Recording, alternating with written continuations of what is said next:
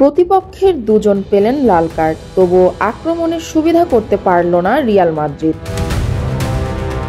গেতাফের বিপক্ষে ম্যাচটি জিততে ঘাম ঝরাতে হয়েছে তাদেরকে। তাতরা হয়ে এসেছেন কিলিয়ান এমবাপ্পে। ফরাসি তারকা একমাত্র গোলে ম্যাচটি 1-0 ব্যবধানে জিতে পয়েন্ট টেবিলের শীর্ষ স্থান দখল করেছে রিয়াল।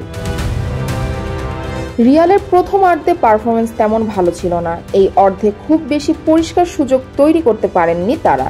বিরতির পর ভালো খেলে তারা। ম্যাচে সব মিলিয়ে গোলের জন্য 23টি শট নিয়ে 10টি লক্ষ্য রাখতে পারে রিয়াল। গেতাফের 7 শটের একটি লক্ষ্যে ছিল।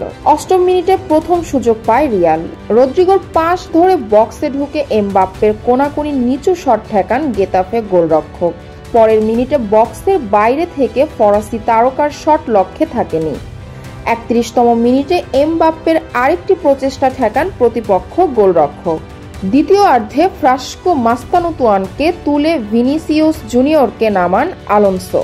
76তম মিনিটে বদলি নামার 44 সেকেন্ড পর মাঠে ডান দিকে সাইড লাইনের কাছে ভিনিসিয়াসকে কনুই দিয়ে ধাক্কা মেরে সরাসরি লাল কার্ড দেখেন নিয়ম।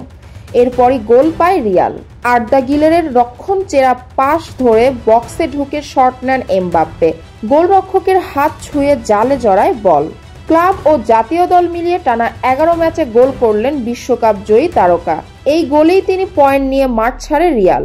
এই জয়ে 9 ম্যাচে 8 জয়ে রিয়ালের পয়েন্ট হলো 24।